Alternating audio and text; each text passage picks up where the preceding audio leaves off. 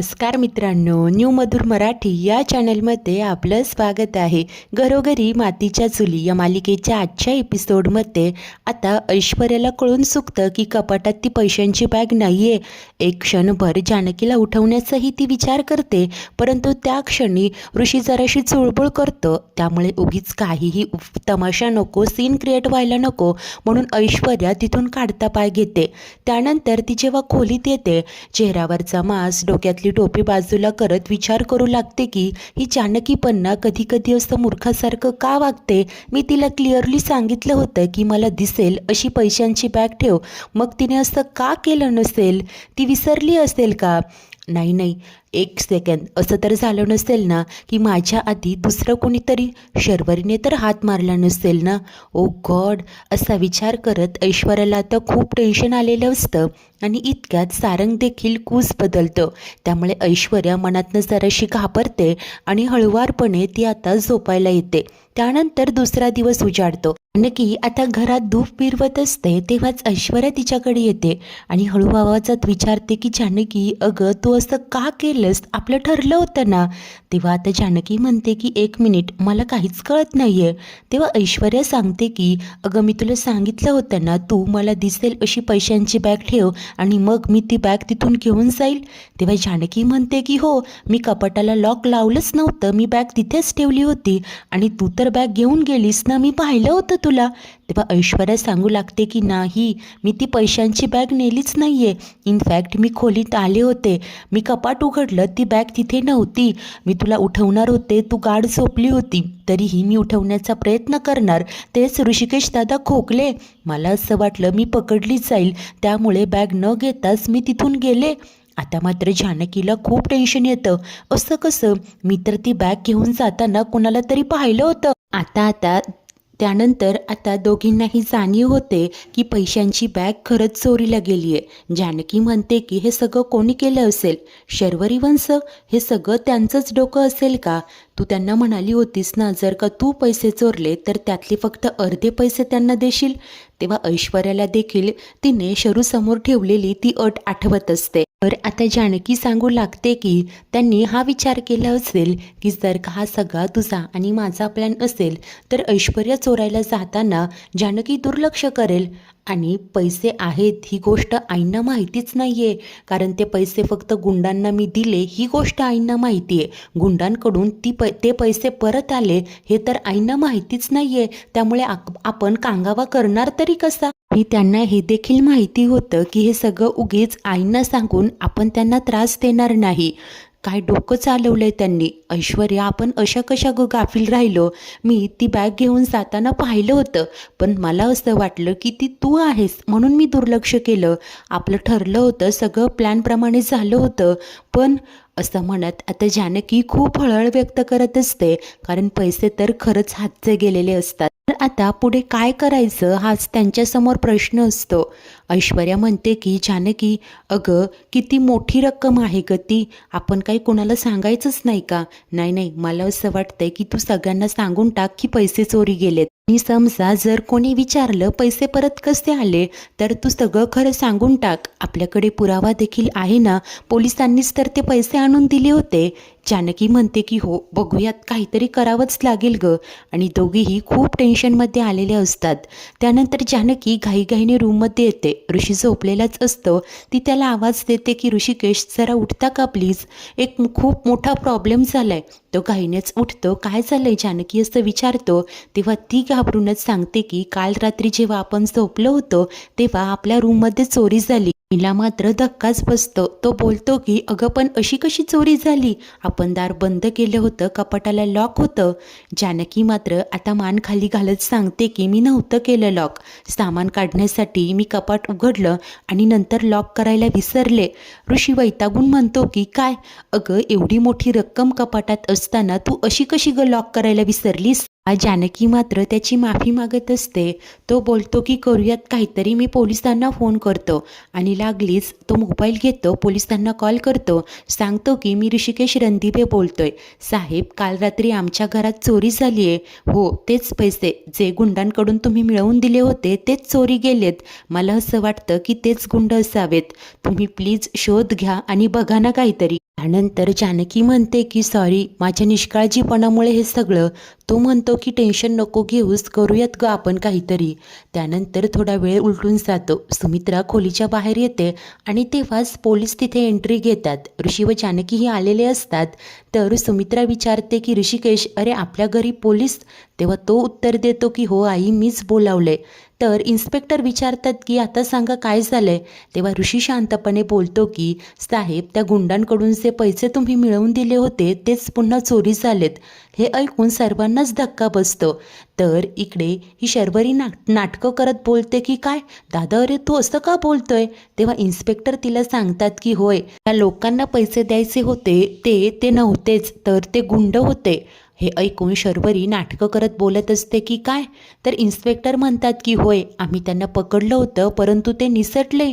तेव्हा शर्वरी सांगते की असे कसे निसटले. तर इन्स्पेक्टर बोलतात की हे गुंड खूप चतुर असतात. रोज कोणी ना कोणी जेलमधून पळून जाण्याचा प्रयत्नही करत असतं. कोणी त्यात यशस्वी होतं तर कोणी नाही. पुढे शर्वरी सांगते की पण मला असं वाटलं होतं ज्या लोकांना मला पैसे द्यायचे त्यांनीच त्यांना पाठवलं होतं, म्हणूनच तर ब्लाइंडली आम्ही त्यांना पैसे देऊन टाकले. इन्स्पेक्टर सांगतात की पुढे असं कधीच करू नका. रीतसर पेपर बनवून घ्या आणि मगच पैसे द्या.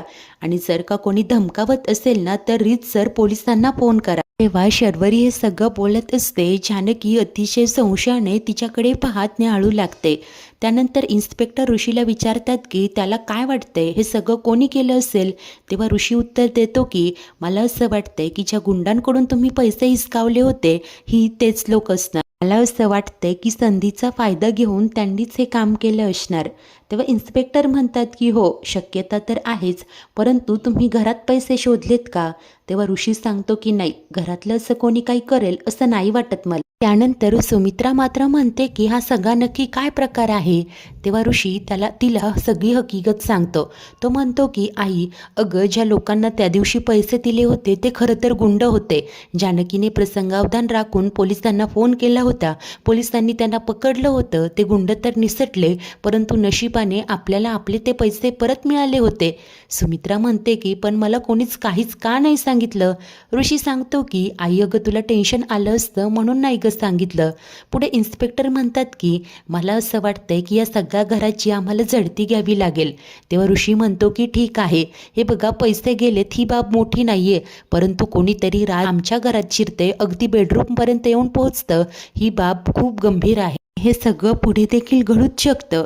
इन्स्पेक्टर म्हणतात की घरफोडी तर झालीच नाही, याचाच अर्थ ती तुमच्या घरातली किंवा ओळखीचीच व्यक्ती असणार, जिला तुमच्या घरचा पत्ता माहिती असणार. ती व्यक्ती घरात शिरली, पैशांची बॅग उचलली, ही वस्तू शाबूत ठेवल्या, याचाच अर्थ हे सगळं ठरवून केलं. हे सगळं त्या गुंडांचं काम असूच शकत नाही, कारण त्यांना काय माहिती की तुमच्या खोलीत बेडरूममध्ये पैसे कुठे ठेवलेत ते.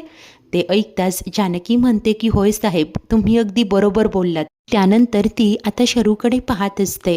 शर्वरी मात्र साळसूतपणाचाच आव्हानत असते.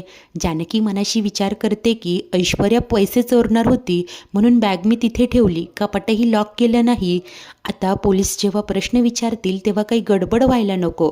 तर पुढे इन्स्पेक्टर पुन्हा म्हणतात की आम्हाला घराची झडती घ्यावी लागेल. ऋषीही होकार देतो आणि 2 कॉन्स्टेबल लगेचच झडती घेण्याच्या कामाला सुरुवात करतात.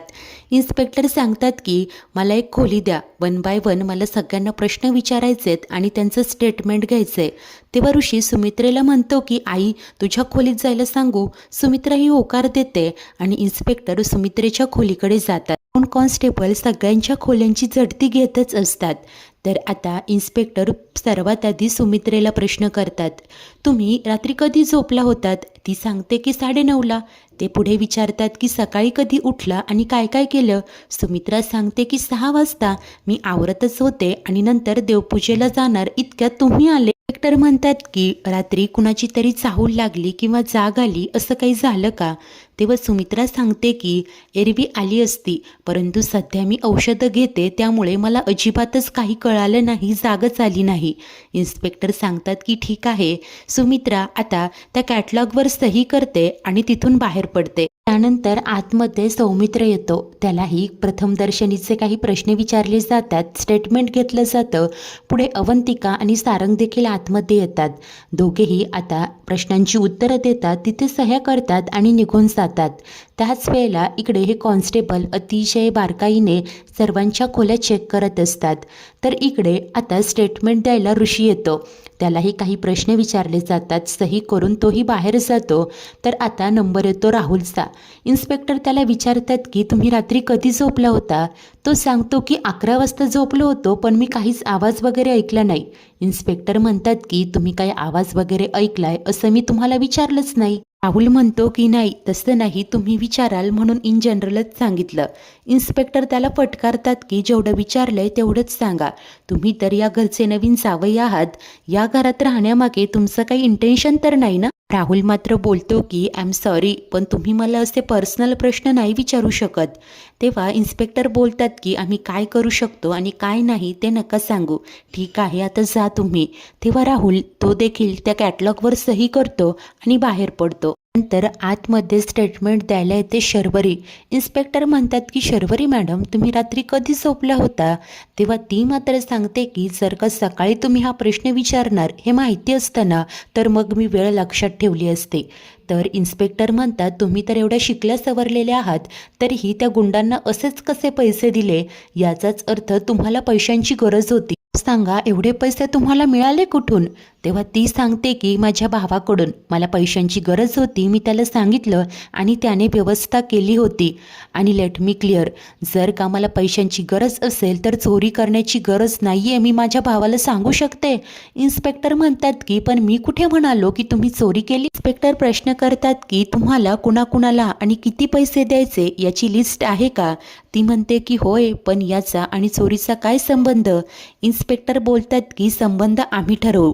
आता जे सांगितलंय ते फक्त उत्तरं द्या. आता सध्या आमचं काम आहे प्रश्न विचारणं आणि तुमचं उत्तरं देणं, तेच करा. शर्वरी म्हणते की होय, मी तेच तर करते. हे बघा, पैशांची गरज होती मला माझ्या भावाने पैसे दिलेही होते. आता लिस्ट देण्यात काही पॉईंट नाही आहे. तुमचं झालं असेल तर मी जाऊ का? इन्स्पेक्टर सांगतात की हो, इथे सही करा आणि मगच जा. त्यानंतर एक कॉन्स्टेबल येऊन त्यांना काहीतरी सांगतो आणि ते तिघेही आता बाहेर येतात. आता ते सर्वांना सांगतात की कुणाच्याही खोलीत काहीही मिळालेलं नाहीये. आता फक्त ऐश्वर्या रणदिवे आणि शर्वरी यांच्याच खोल्यांची झडती बाकी आहे. ते कॉन्स्टेबलला सांगतात की जाऊन चेक करा. प्रमाणे 2 कॉन्स्टेबल कामाला लागतात. एक जण आलेला असतो शरूच्या रूममध्ये, तर दुसरा ऐश्वर्याच्या रूममध्ये, आणि झडती घ्यायला सुरुवातही झालेली असते. तेव्हाच इकडे इन्स्पेक्टर बोलतात की जानकी रणदिवे, तुम्हाला काही प्रश्न विचारायचेत. ती सांगते की हो हो. आणि आता जानकी व इन्स्पेक्टर पुन्हा खोलीत येतात. ते तिला प्रश्न करतात की चोरी झाल्याचं तुम्हाला कधी कळालं? ती शांतपणे उत्तर देते की सकाळी उठल्यावर कपाटाचं दार उघडलं आणि मला कळलं चोरी झाली. मी लगेच ऋषिकेशला उठवून याबद्दल कल्पना दिली आणि त्यांनी तुम्हाला फोन केला. पुढे इन्स्पेक्टर तिला विचारतात की पण एवढी मोठी रक्कम 7 करोड खोलीत अशी कशी ठेवली?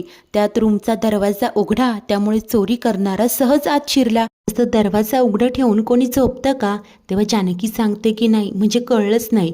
काल रात्री पडल्या पडल्या डोळा लागला आणि दार तसंच राहिलं. इन्स्पेक्टर तिला सही करायला सांगतात. जानकी सही करून बाहेर जाते.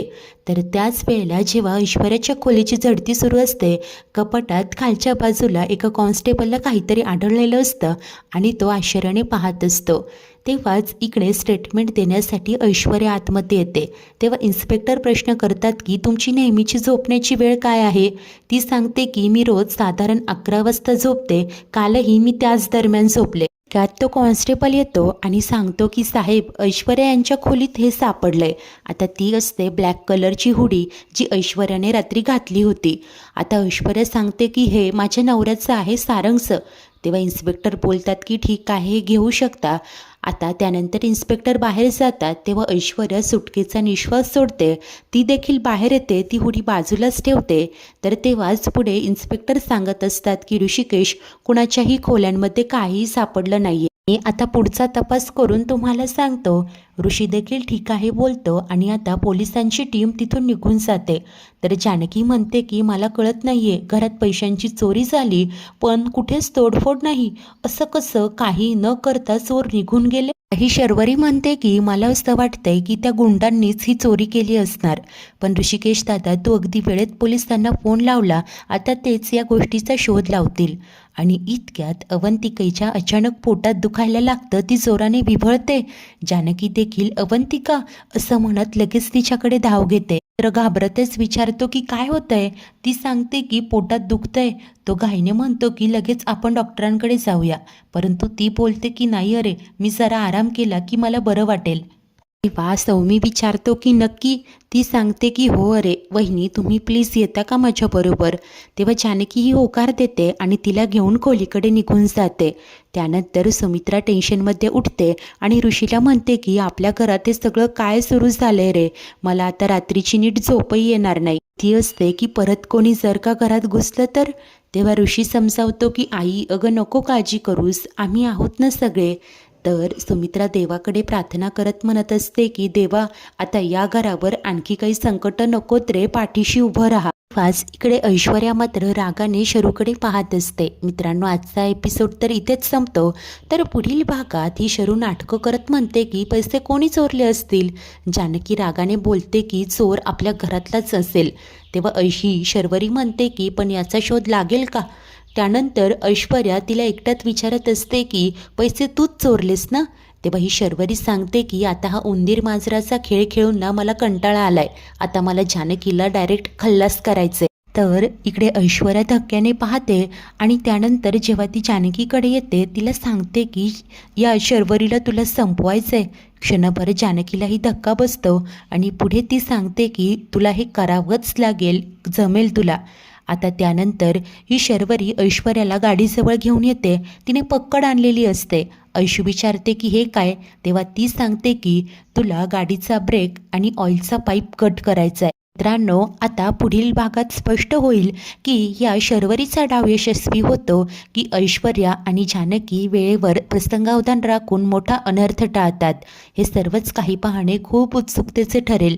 अशाच नवनवीन भागांच्या डेली अपडेट्ससाठी आपल्या न्यू मधुर मराठी या चॅनलला नक्की सबस्क्राईब करा. धन्यवाद.